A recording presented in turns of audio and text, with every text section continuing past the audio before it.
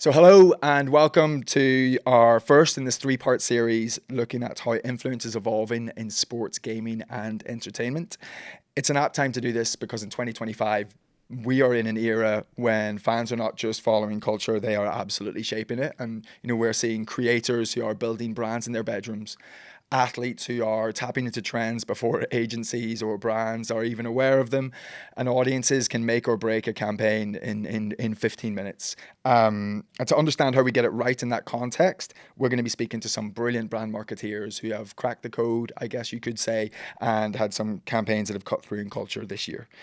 The first episode's a really exciting one for us to be doing. We're going to be deep diving into how Pringles is successfully partnered with talent, particularly in sport. And we're going to put a real spotlight on the Cole Palmer Pringles Hot versus Cold campaign that went viral earlier this year. It leaned into kind of raw, playful, seemingly unscripted moments. We'll talk about the seemingly element of that. But to do so, after my big rambling introduction there, I'm joined by the brilliant Rebecca Worthington, who's marketing lead at Kellanova. Welcome. Thanks for joining us, Rebecca. Okay. So I've quickly introduced you there, but it'd be great if you could give everyone kind of a quick background on yourself, kind of maybe the hits and highlights. Yeah. So I'm currently the marketing lead in the UK for salty snacks. I look after Pringles, which is probably a brand that everyone knows, and then Cheez-It that we launched in the UK last year. So my role really focuses on delivering and creating the best plans for the UK market. In terms of my background, I've been in FMCG marketing now for nearly 20 years, which makes me feel a bit old, should I say. My love for it really started at university. I did a placement year at General Mills, and from that, it was something I knew I wanted to do. I love the fast-paced nature of it all. I love the fact that you could be involved in something that consumers would see on shelf or online or on TV the next day. So that's something I've always done. I've been involved in all areas now, the marketing mix from, brand equity, comms development, MPD launches, partnerships, promotions, and activation. Brilliant. Which has brought me to the role I'm in now. Amazing. And we're kind of getting to, I guess, kind of what that role is kind of what we're seeing in the past 6 months very shortly. Can you say if you have a favorite kind of Kellanova product? Can you answer that? Pringles.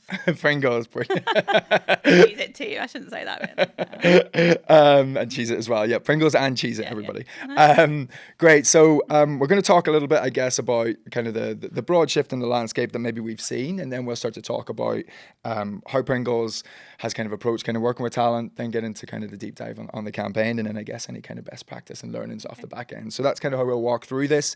Kind of piece by piece. I guess like from our perspective, we do find it fascinating that I said that thing about how fans are kind of shaping culture now, and it's definitely true. We're seeing fans want to be more involved in kind of campaigns and kind of brand initiatives than ever. I guess they feel closer to brands and talent than maybe they did kind of 20, 30 years ago.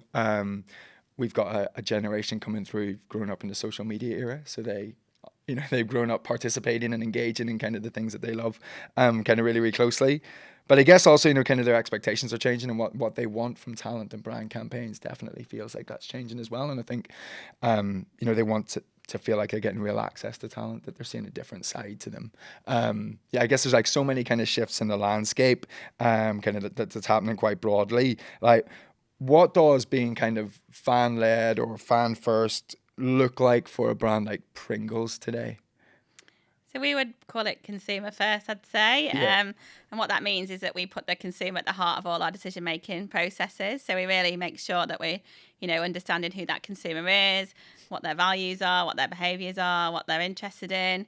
And then we look to create ideas and content that's really relevant to them and almost adds value in their lives, if that makes sense. So yeah, definitely consumer first is how we create everything from product development to content to marketing ideas. Yeah, which I guess kind of, that kind of, I guess, leads nicely when you talk about marketing ideas into kind of what we're talking about here and kind of the use of talent. Like why does a brand like Pringles invest in kind of cultural talent? Like, why partner with athletes or kind of talent or creators? So I suppose we create partnerships for a number of reasons, really. One is to create content that is relevant to our target audience, I just said, to use the awareness of the partner to help drive our reach, to introduce us to new audiences where, we might not be currently prevalent, but we know that consumer would be interested. or to give them to a shortcut basically to an occasion we're trying to drive.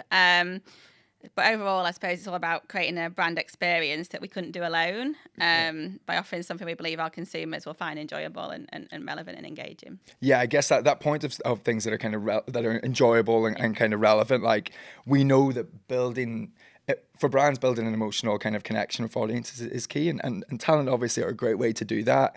To the things you've referenced there, like they can hook audiences into creative, they can bring the brand personality or messages to life in a way that maybe the brand couldn't do without them. But I guess what we do see a lot is there is sometimes talk about the talent at times might outshine or dominate kind of the brand, kind of in kind of creative.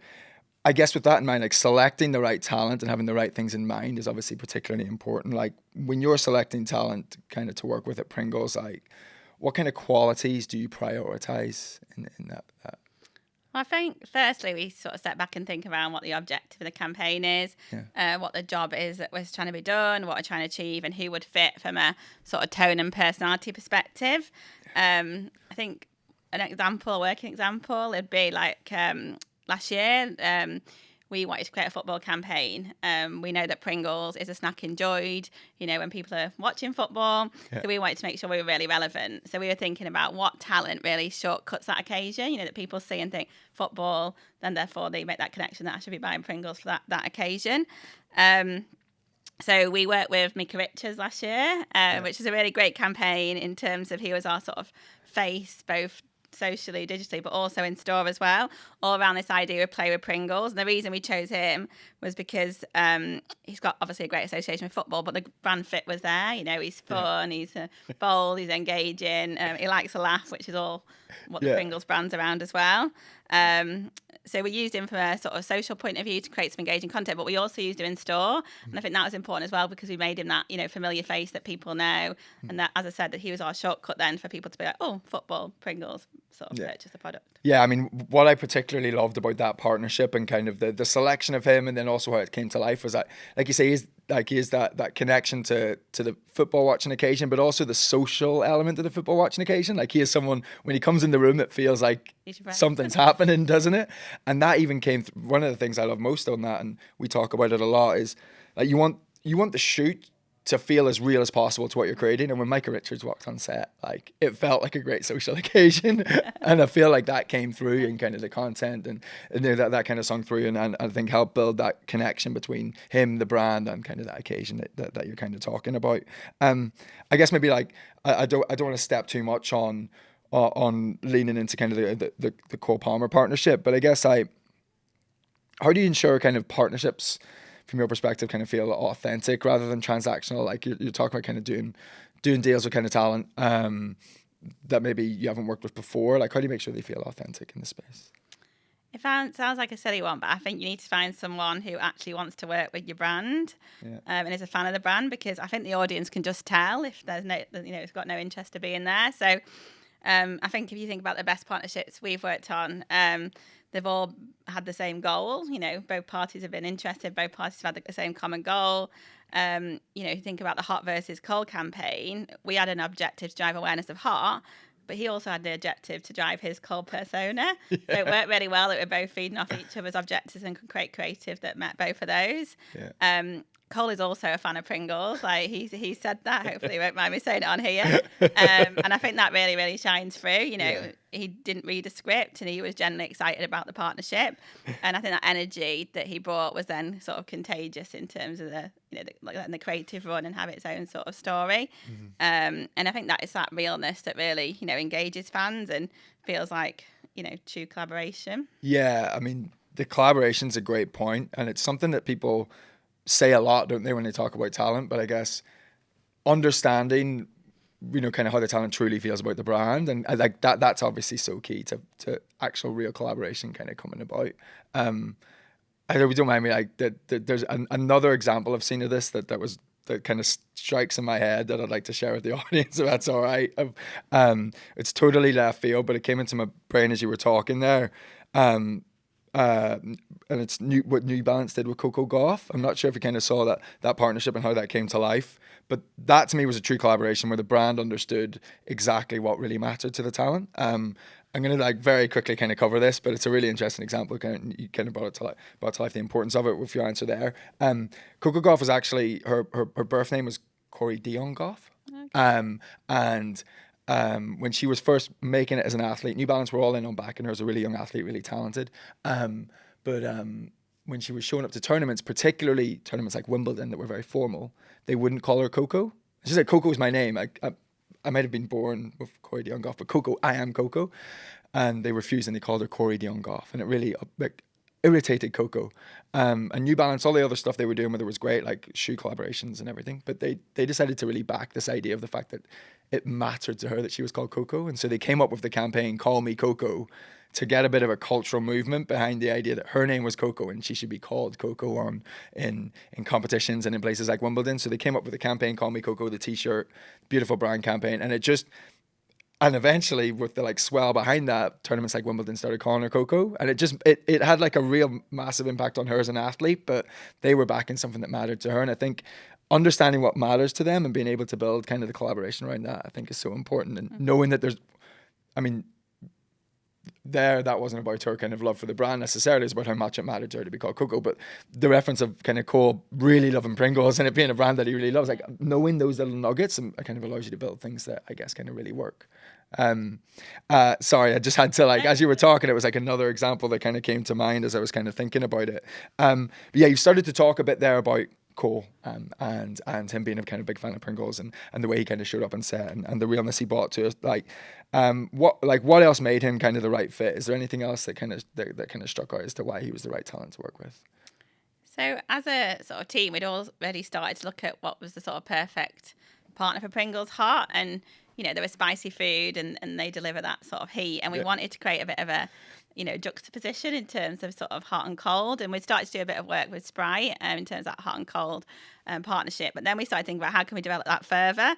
And Cole just felt like he was perfect for that. His whole persona is around being ice cold. I asked my 9-year-old child about what Cole was to him, and first thing he did was start doing the cold celebration. So he was someone that was instantly known for that sort of coolness and coldness. So we just believed that he would really appeal to our target audience, really, and really drive awareness and engagement versus a traditional ad. Yeah. I think that was important as well. And then when we got to the shoot, I think we were even more, that we'd made the right decision because he was so authentic. I think what you see is what you get with him. Very genuine, very down to earth, very relatable, which is exactly what we wanted him to be, because I think that's what our audience responds to. Obviously everything feels really polished now, doesn't it? Exactly. And sometimes that can feel a bit fake. So I think the whole idea that he did come across quite natural and real helped create that sort of natural and real content. He's also got a great fan base. So I think that we talked about before about the objectives, like that really drove our, our hot brand to a different audience. Yeah. Hot, spicy food appeals to a younger consumer, and we know younger consumer, watch social media and take social media content. So that was another reason why we chose Cole.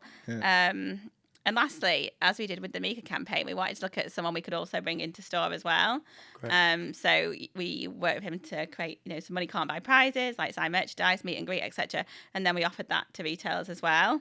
So we really wanted to make sure the campaign worked through the funnel and could drive sales at the bottom. Yeah, I mean, as you lay it out there, he's such a perfect fit for kind of where the brand was at in that moment. But then also, I guess, kind of it allowed him to, like, you had the great juxtaposition of hot versus cold for the product, but he had it as well for him bringing his kind of brand to life as well. So I love that kind of playoff. And I mean, the other thing that we definitely recommend and talk about a lot is he's a talent on an upward trajectory. It's sometimes really easy, isn't it, to go for the big established name who's kind of absolutely, who's done it all, but actually going with a talent who's on an upward trajectory, like, you get better value in kind of what you're doing, but you're also part of that positive journey as well, versus just taking advantage, whenever they're kind of at the peak of their powers, which I thought was another really nice kind of thread as to what made him kind of fit so well. I mean, you've started to touch on how you showed up on set and started to touch on kind of what came through in the content. But I think, if anybody hasn't seen already, we're obviously kind of going to share that. But the content in Hot versus Cold, it is fun. it feels really spontaneous, and it feels like, it almost feels chaotic in a really good way. Like, how or why did you kind of lean into that? Like, how did we get to that place? I think we bought into the creative idea of this sort of challenge idea of hot versus cold. Obviously a play on the cold and cool word. Yeah. And how that worked is, like, Cole had some different challenges. So he had to be asked questions in the sauna. He had to do a blind taste test. And then finally he had to do a lie detector. And these were all set up really to see if he could handle the heat and keep his cool persona. So because it was really based on him answering the question, like, the whole content was based on what his answer was going to be. Like, we couldn't have scripted it because then we wouldn't have got his true natural personality coming through. Yeah. And if we would have scripted it, I think people would have known, and I don't think we would have got the reaction we would have got. Like, it's the spontaneous answers that made it fun and engaging, that went viral, that created those that online content. And I couldn't have scripted that, and you couldn't have scripted that. So I think that was very important that we lent into that. Like, people will say, like, how do big brands not, want to control their image a bit more? Like, we did approve the questions we asked. So I think that's a bit important. Like, we approved what we asked, but we didn't approve the answers. And I think that's what was a nice sort of mix between it. Like, we trusted the creative to come up with those questions, but we trusted him to come up with the answers. And I think, like I said, that led to some really funny moments, especially, him answering what his favourite meal deal sandwich was, and saying jam, which then created people on social media asking for jam sandwiches to be part of meal deals in the future. Like, we couldn't have scripted that. So I'm glad we lent into that, and I'm glad that the business trusted us for that. Exactly. And I think, that is, if we're talking about, I mean, we'll come on to learnings, won't we? But that idea of, like, putting the building blocks in place where you've got the structure for it to be where you want it to be from a kind of brand perspective and storytelling perspective, but it gives the freedom for them to respond in a kind of really natural way. Like, that balance is obviously so important, and that definitely came through, and you could see it in his eyes, the authenticity in what he was saying. You could see that, like, he was just responding in the moment, and kind of that as you say, created, I guess, kind of the virality of what was being created. I guess, like, there are probably like a few threads that kind of led into this, but, like, and maybe you've started to touch on this already, but, like, how do you feel like Cole's personality kind of influenced the creative, or kind of how did that? Yeah, I think it really shaped it in a fun way, because it was like, people say he has that natural cool factor. I remember the team saying, he's laid back, but he is composed, and I think that was the perfect contrast for this, like, fiery, hot product we wanted to talk about. So, like, I don't think it would have worked for anyone else, because how else do you get, someone else portraying those cool sort of vibes if that's not, their natural persona. So, it was key, I think, his personality. I think some of the team were saying that while we're filming, it almost became a bit of a challenge to crack him, because he is so cool. That made the content even more exciting, because you could develop on the day and see how far you could go. The whole idea of, is he cool enough to, escape the heat, was the sort of backbone of the campaign. Yeah, absolutely. And I think that that balance of the fact that, like, he's so cool under pressure, but the content did, like, again, it did feel, I'm trying to think of a better word than chaotic, but it did feel like it was all so real. And I think we definitely see, like, content and storytelling that has that, I'm going to use the word chaotic again because I can't think of anything else. It definitely is what's cutting through on social, and, like, that because it makes it feel that much more real, and, like, it's not been kind of over polished, and it's definitely closer to, I guess, the kind of content that youth audiences are creating themselves and that they see in themselves. And I think that's one of the kind of key threads as to why that works. I think one of the other things that I loved within it was kind of the inclusion and integration of his sister within it as well. I don't know if that's something you want to kind of elaborate on or kind of bring to life a bit. I think, again, if you think about that natural reactions and making people feel real, I think bringing family members into it is just another element of doing that. It makes him feel comfortable. Like, his sister's not going to let him talk out of turn or talk differently than he would normally. So I think it's just another way to make people feel natural and feel normal and just feel comfortable. Yeah, exactly. I mean, we do have a term for that at Ear to the Ground. We call that kind of the squad effect. Okay. And, like, a great way of finding different ways of telling stories with talent, but also getting those real reactions are understanding the ecosystem around them. I'm using bigger words, understanding the network of people around them and how they could kind of maybe play a role on that. And it can unlock different storytelling mechanisms, but it can also unlock just different ways of kind of bringing them to life and getting that realness. And I think this is one of the perfect examples of it, because it happened behind the scenes, but then also ended up happening in it as well, which I think is the beauty of it. Made it feel that kind of bit more real. We're kind of drum rolling a lot here of like how impactful this was, and how like all these threads are things that help it kind of cut through on social and be really successful on social. It'd be great to talk through, I guess, anything you can share on the kind of impact that it's kind of had with fans. Yeah, I think the reach has been incredible. I think the natural reactions, Cole, and that, those viral moments we talked about before, really elevate it beyond even what we thought was possible from a sort of KPI perspective. So, for example, I think on Cole's channels alone, we've had over 20 million reach. On Pringles channels, to over 10 million. The team was saying today it's one of the the strongest engagement rates they've ever had in terms of people reacting to the content. And then we got loads of sort of earned media coverage as well. I think. There'll be ones that we don't track, but we can track up to about 40 million through like newspapers, sports journalists. Amazing. Even Greg James picked it up on Radio 1 and asked for jam sandwiches to put in the meal deal. So all that obviously was great. I think what was really great for me, though, that all the press that picked it up put the content in the press, so people could click on it and they could go back to watch the longer content, which is great from our point of view, because it meant just not the viral moment was seen, it was the full content. So yeah, the reach is really important, but also I suppose from my point of view, we need to drive sales. That's one of the reasons we do this, isn't it? To make sure that we're driving awareness. So I think by bringing the campaign in store, and giving consumers, those money can't buy, as we talked about before, it really enabled us to get a really strong in-store plan, and really get hot seen as people were on store. So not got the results for that yet, but that's going live over the summer. So hopefully that'll drive sales as well. So it has an impact, both from a consumer and a business metric. Yeah, I mean, the results I think are from the kind of social, those kind of early social and kind of reach perspective, I think definitely outdid kind of where we thought it was going to get to. It's been amazing.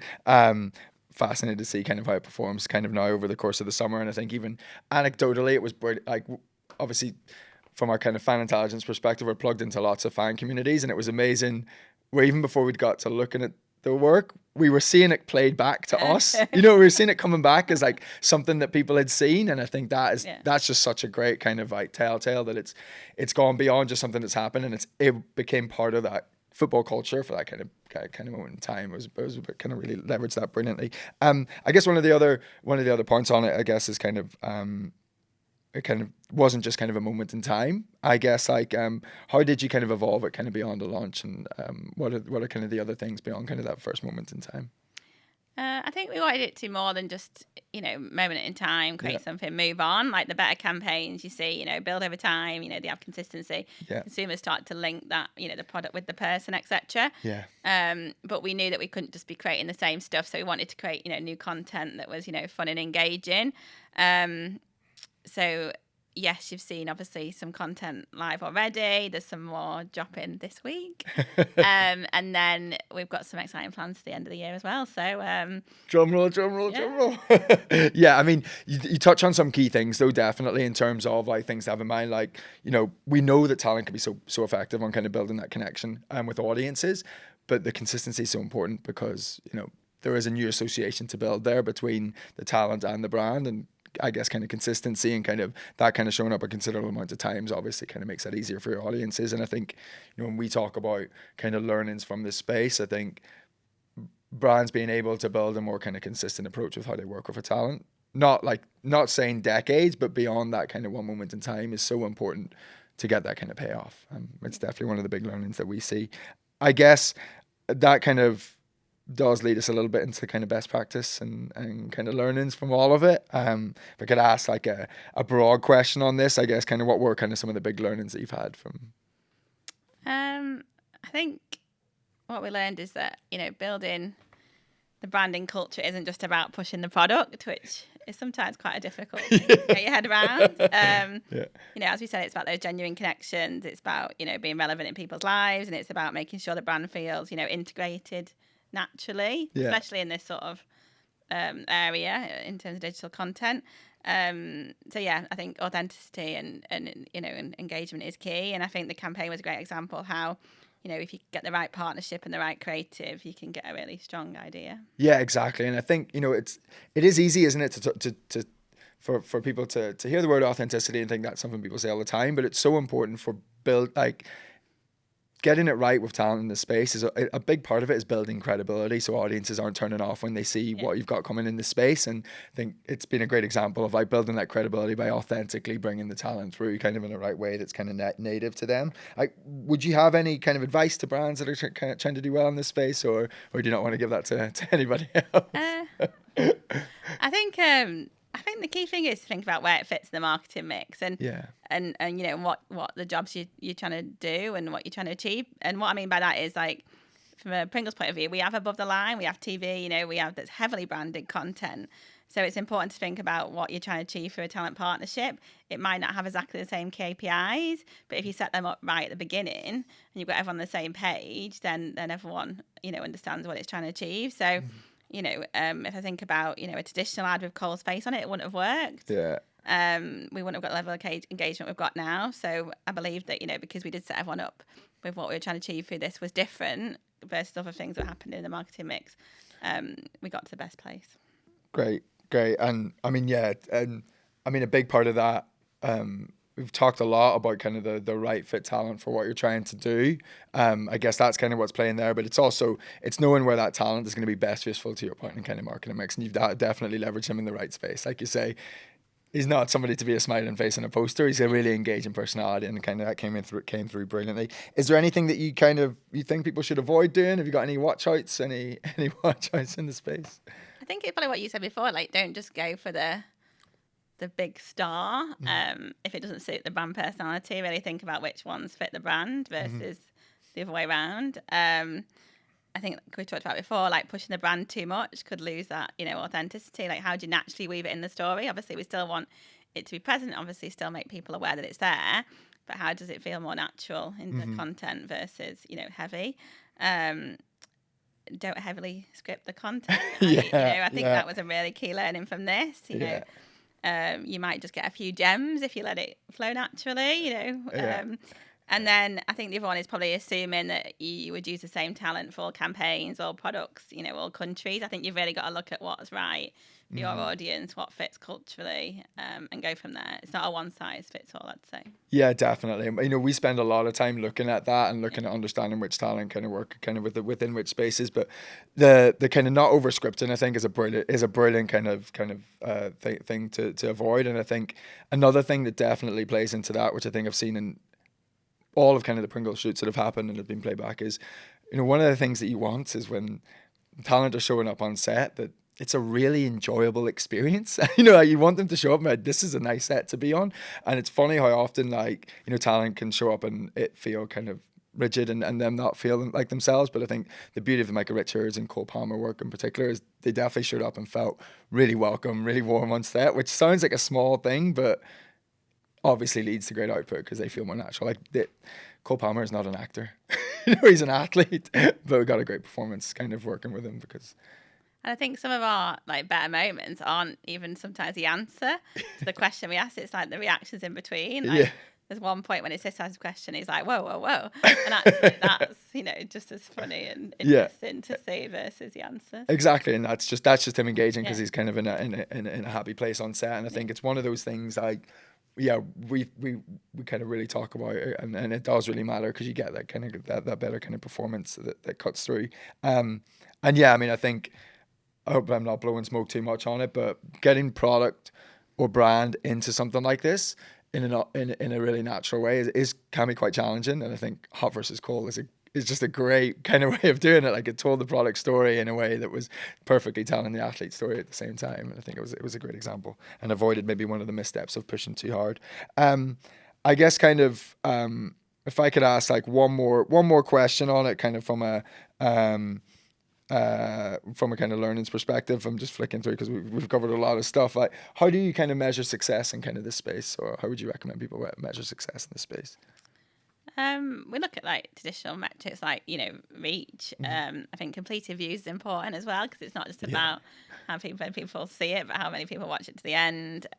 Engagement. We look at comments. We look at sentiment. Is it positive? Is it negative? Because obviously you want it to be positive for the brand. And then ultimately we do look at sales. Like, what is the impact of everything we do to the product at the end? And how, I guess, like, how much of kind of what you've kind of seen in kind of the first phase of the campaign did you use to kind of inform what kind of came subsequently from that? Like, how much of kind of that kind of feeds into the next phase of it? Yeah, so we do evaluations. We look at what worked, what didn't, what we can improve on. Because even though it was really positive, there's obviously still things we'd want to do slightly different next time. So we definitely look at what we've done and optimize going forward. Brilliant. Well, thank you so much for taking us through that. And a big drum roll, and I guess, and some exciting things coming down the line, Nicole. So I guess everybody kind of look out for that. Obviously, it's kind of great. It's kind of a great campaign. It's absolutely cut through in culture. It's kind of absolutely owned a kind of moment in the football calendar, which is really tough to do, and then is extending on to the end of the season. So look out for what else is coming. Absolutely brilliant kind of walkthrough of that, Rebecca. Thank you so much for joining us today. Looking forward to seeing where it all goes next. Everybody, thank you for kind of tuning in, for participating. Subscribe to kind of part 2 in the series. We're going to be speaking to Simon Buss from SNIPES, talking about their PSG partnership. And for any further snippets on this, download the Fan Intelligence Index Talent Edition, which is on the link, where we take a deeper dive into kind of how to really connect with talent in 2025 and beyond. But that is it. Thank you so much. Thank you for coming on. Thank you. See you all soon. Bye.